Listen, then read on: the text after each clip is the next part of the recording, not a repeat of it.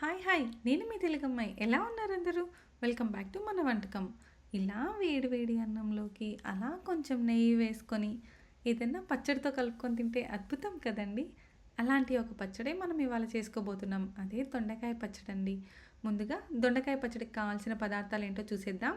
నేను ఇవాళ అర కేజీ దొండకాయలతో పచ్చడి చేస్తున్నా అండి. దానికోసం ఒక మీడియం సైజ్ ఉల్లిపాయ, ఒక మీడియం సైజ్ టొమాటో, 6 వెల్లుల్లి రెబ్బలు, పచ్చిమిర్చి కారంకి తగినంత, ఎండుమిర్చి ఒక 2, కొంచెం చింతపండు, అలాగే కొంచెం కొత్తిమీర, కరివేపాకు. ముందుగా స్టవ్ మీద పెనం పెట్టుకొని ఆయిల్ వేసి వేడి చేసుకుందాం. ఇలా నేను చెప్పే పద్ధతిలో ఒకసారి దొండకాయ పచ్చడి చేసి చూడండి. చాలా అంటే చాలా టేస్టీగా ఉంటుంది. అలాగే చేసుకోవడం కూడా ఈజీ. మనకు పని అంతా వెజ్జీస్ రెడీ చేసుకోవడమే అండి. అవి రెడీ అయితే అన్నీ కలిపి స్టవ్ మీద పెట్టి మగ్గనివ్వడమే. నేనైతే దొండకాయ పచ్చడి అన్నప్పుడు ముందు రోజే దొండకాయలు కట్ చేసి పెట్టుకుంటా అండి. దానివల్ల వంట ఈజీ అవుతుంది నాకు. ఇప్పుడైతే వీడియోలో చూయించినట్టు ఆయిల్ వేడి అయ్యాక జీలకర్ర వేసి కొంచెం వేయించుకుందాం. జీలకర్ర కూడా వేడి అయ్యాక దొండకాయలు వేసుకుందామండి.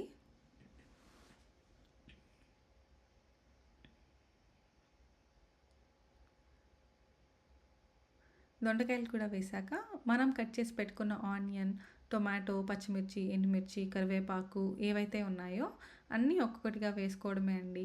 కొత్తిమీర, చింతపండు తప్ప. కొత్తిమీర, చింతపండు వచ్చేసి ఇది 70% ఉడికాక అప్పుడు వేసుకుందాం. ఎందుకంటే చింతపండు ఇప్పుడే వేస్తే ఉడకడం కష్టమవుతుంది అందుకండి. అన్నీ వేశాక అన్నిటిని బాగా హై ఫ్లేమ్‌లో కాసేపు వేయించుకుందాం. హై ఫ్లేమ్‌లో ఎందుకంటే కొంచెం పచ్చివాసన పోవడానికి, అలాగే ఆ పచ్చివాసన పోయి కొంచెం స్మోకీ ఫ్లేవర్ వస్తేనే ఈ పచ్చడి బావుంటుందండి అందుకని చెప్పి. అండ్ నేను ఒక 3-4 నిమిషాల వరకు హై ఫ్లేమ్‌లో వేయించుకున్నా అండి. మామూలుగా అయితే దొండకాయ అంటే చాలా మందికి నచ్చదండి. దాంట్లో నేను కూడా ఉండే. కానీ ఎప్పుడైతే నేను వంటలు చేయడం స్టార్ట్ చేశానో, అన్ని కూరగాయలతో ప్రయోగాలు చేసేదాన్ని. అలా మెల్లమెల్లగా ఈ పచ్చడి అలవాటు చేసుకున్నా.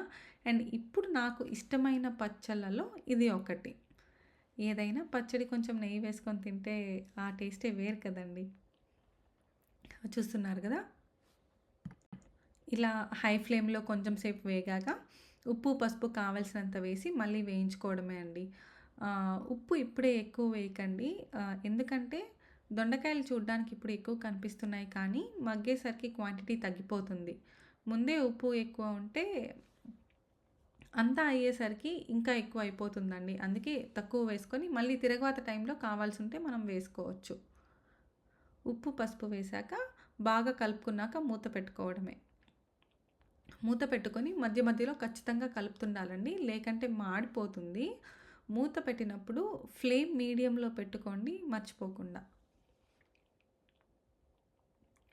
ఇలా చూసారు కదండీ! నాకు 70% వరకు కుక్ అయిపోయింది.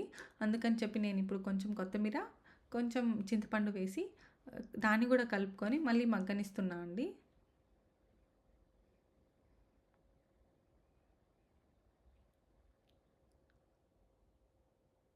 అది కూడా బాగా మగ్గాక స్టవ్ ఆఫ్ చేసుకొని చల్లారపెట్టుకోవడమే అండి.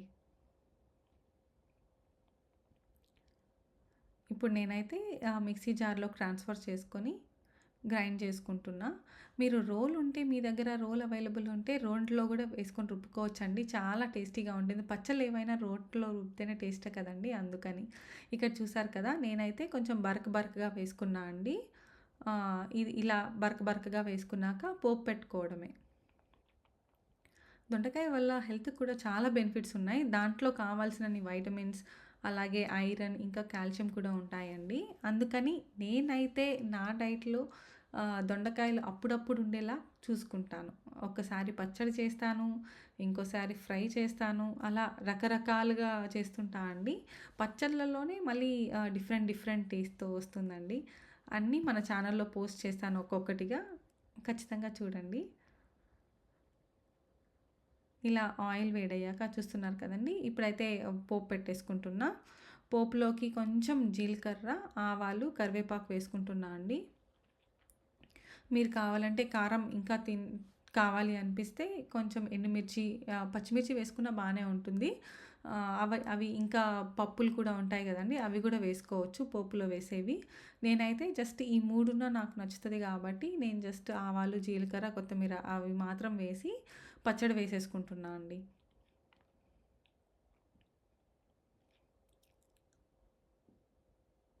అండ్ ఇప్పుడు ఈ టైంలో సాల్ట్ కూడా చెక్ చేసుకోవచ్చండి. చెక్ చేసుకొని పడుతుంది అనుకుంటే మీరు యాడ్ చేసుకోండి ఈ టైంలో. నేనైతే ఇక్కడ పచ్చడి జస్ట్ 2 నిమిషాలు వేయిస్తున్నా అండి. ఎక్కువ సేపు ఏం వేగాల్సిన అవసరం లేదు. ఎందుకంటే ఇవి ఆల్రెడీ బాగా ఉడికిపోయాయి కాబట్టి జస్ట్ ఒక 2 నిమిషాలు మొత్తం పోపు కలిసేలాగా చూసుకుంటున్నా. ఇప్పుడైతే చూసారు కదండీ! మన పచ్చడైతే రెడీ అయిపోయింది. వేడి వేడి అన్నంలోకి వేసుకొని తినడమే ఇంకా. Thank you for watching. మళ్ళీ వచ్చే వీడియోలో ఇలాంటి ఒక వంటకంతో కలుద్దాం. Bye bye.